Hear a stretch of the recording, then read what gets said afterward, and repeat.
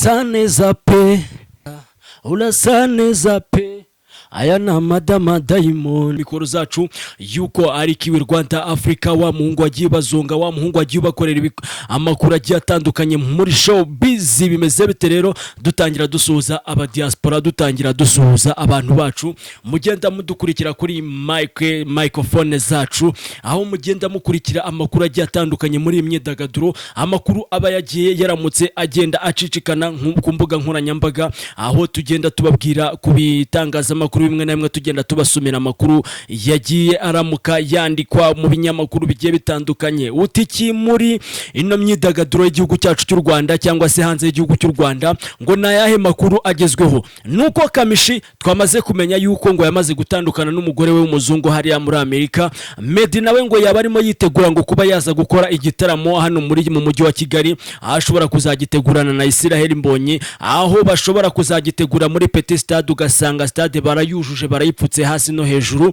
Aho King James nawe yagize gutya aravuga ati jewe buriya kuba ngiye gutegura igitaramo hano mu mujyi wa Kigali ntago bihagije gusa, ahubwo nuko nshobora kuba ngiye no kujya kugitegura hariya mu majyepfo kuri stade ya Huye. Mico the Best nawe yagize gutya aravuga ngo mu myaka maze muri uyu muziki mu buzima bwanjye, ikintu cya mbere naba narakuyemo kandi gihenze cyane ni inzu nziza cyane ndetse n'imodoka ya Benz, imodoka yaje kumagarara kayabo k'amafaranga. Uyu munsi nicyo kintu nshobora kuba nakwishimira mu muziki igihe naba nkumazemo. Ariko arongera avuga ati umuziki buriya wampaye urugo rwiza, urangije umpa n'abana beza cyane, dore ko Mico the Best rero ari umwe mu bantu muri generation twavuga muri generation arimo yuko ari umwe mu bantu baba papa kabisa bagize gutya bagakorera imbere barangiza bagakora igikwe. Dore ko Tom Close ari wabanjirije bano bahanzi uyu munsi turi kubona kuri izi mbuga nkoranyambaga, abo twakita ngo ni aba regent, abo twavuga ngo nibo bakuru cyane.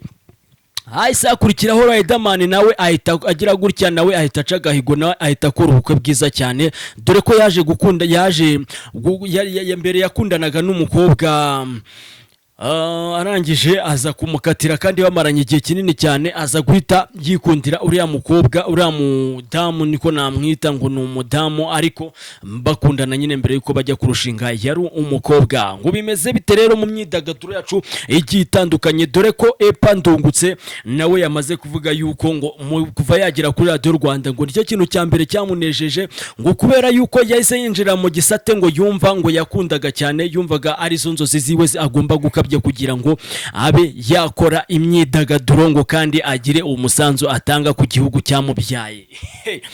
DJ Kabendera arimo aravuga ati jewe mu by'ukuri kuba nararetse itangazamakuru, yego nagiye mpomba abafana bagiye batandukanye, hari abakunze nagiye ntakaza, harimo abantu bagenda banyibagirwa mu buryo bugiye butandukanye, ariko mu gihe nakoraga kuri televiziyo, igihe nakoraga kuri Radio Rwanda, nziko buri munsi nahoraga nunguka abantu batandukanye kandi abantu b'ingenzi kandi abantu bakomeye cyane. Dore ko kuba narakoze itangazamakuru nagiye nkuramo inshuti zigiye zitandukanye, nagiye nkuramo abantu benshi cyane bangirira umumaro. Uyu munsi rero kuba ngo yararetse itangazamakuru bivuze yuko ashobora ngo kuba hari inshuti zimwe na zimwe zagiye zimucikaho, ari inshuti zimwe na zimwe ngo yagiye abura, ngo kubera yuko yaretse itangazamakuru, ngo uburyo abikoramo ngo kuri YouTube ngabona nyine ngo bidahwanye nuko yakoraga ngo kuri televiziyo Rwanda cyangwa se kuri radio. Ariko uyu munsi akaba avuga yuko afite igihombo kinini cyane kuba yararetse itangazamakuru.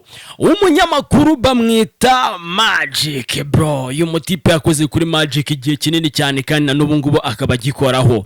Uyu mutipe rero na wundi bamwita Cyubahiro Makena, yamaze kuvuga yuko uyu mwaka kabisa ngo ugomba kurangira amaze gukora mariage, dore ko ari n'umutipe urimo witegura ngo kuba yanakwibaruka ngo vuba bwango. Twavuga yuko uyu mutipe yagiye akorera imbere, amaze imyaka myinshi cyane akora kuri televiziyo, akora kuri radio, kuri televiziyo navuga yuko ahageze vuba, ariko ngo amaze kubona itandukaniro ryo kuri televiziyo no kuri Radio Rwanda, ngo nuko umuntu yari gukora ngo kuri televiziyo n'uri gukora kuri radio, abo bantu babatandukanye. Ushobora kuba umukunda kubera yuko umwumva audio ariko wamubona kuri video burya ngo ugasanga n'umuntu utandukanye cyane n'uwo wari usanzwe wemera byatari. Ndavuga ngo muri weekend ibitaramo byaje kugenda bite rero, dore ko The Ben yaje kugera ariya mu Bugesera agasanga yo Bruce Melody bamanukanye hano kwirebero mu modoka nziza cyane, mu modoka y'igitangaza, dore ko aba bajama ukuntu basigaye bakorana navuga ko uburyo bakoranamo ni bwiza cyane, nta shyari, nta mutima mubi, nta rwango, ntaki, ahubwo abafana nibo usanga barimo bacanga bibaza ngo ese Bruce Melody na The Ben ubundi ni inshuti cyangwa ntago ari inshuti. Ariko Bruce Melody arakubwira ati jewe Taiga nta kindi dupfa, ariko tugeze kuri stage tuba tugomba kuba abantu babiri batandukanye, sibyo? Ikintu tuba tugomba kugaragaza n'urukundo rw'ibyo dukora, tukirinda kuzana amarangamutima mu kibuga, tukirinda kuzana amarangamutima mu kazi. Bivuze yuko rero nimba umuntu agiye mu kazi abagomba kugakora n'umutima wese kandi akagakora yumva agakunze cyane. Rero ngo Papa Sava niki kirimo kivuga ngo kuri filime nshyashya yaba arimo yitegura ngo kuba yakora uyu munsi. Turagiye ariko icyo nababwira nuko mugomba kubanza mugakora subscribe kuri aka gaca nuko umuhungu wanyu Kiwi Rwanda Africa. Aba diaspora bimeze bite muri kuza hano mu gihugu cy'u Rwanda muri Zama, ngo bimeze bite? Ndabizi ko wamaze kuba wakurikirana umuhungu wanyu Kiwi Rwanda Africa, wa muhungu wagiye ukora ku mitima y'abantu benshi cyane bitewe n'uburyo agenda ateguramo ibitaramo, agenda ateguramo ibintu bigiye bitandukanye cyane, dore ko ari umuntu uzasanga ari umwe mu bantu batajya bakunda kwigaragaza kuri social media cyane, dore ko ari wa muntu ushobora kuzabona amakuru ye bikugoye cyane.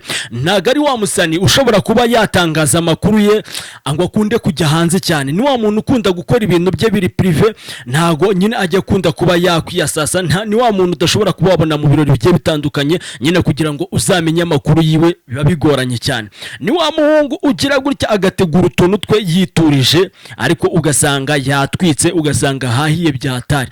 Ngo yarababwiye ngo umuntu utazamufollowinga cyangwa se umuntu utazamukurikira kuri social media azagenda ahomba ibintu byinshi kandi bigiye bitandukanye.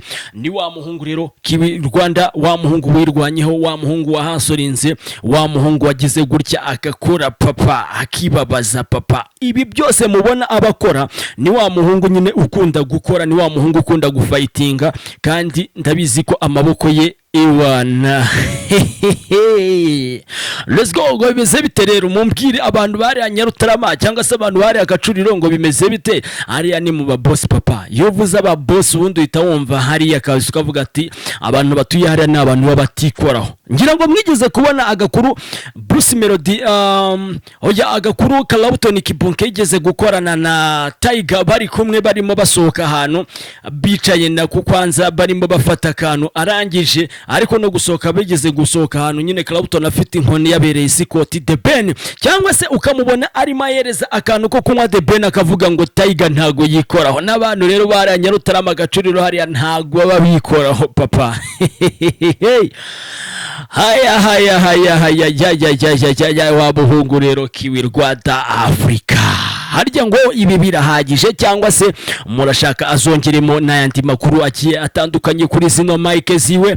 Dore ko ari mic zizagenda zizenguruka ahantu hagiye hatandukanye, ntago tuzigera tuguma muri studio zimwe, ahubwo icyo dushaka nuko tugomba kuzajya tugenda tuzenguruka hirya no hino tubashakira amakuru agiye atandukanye muri showbiz, amakuru mu myidagaduro nyine igiye itandukanye, haba mu gisate cya sinema cyangwa se mu gisate cy'umupira, aho tuzagenda tubahiriza amakuru meza kandi amakuru agezwe ho. Bimeze bite rero? Sasa dukomeza n'ikiganiro cyacu nakagaruka. Ciao ciao, ndabakunda cyane, bye bye.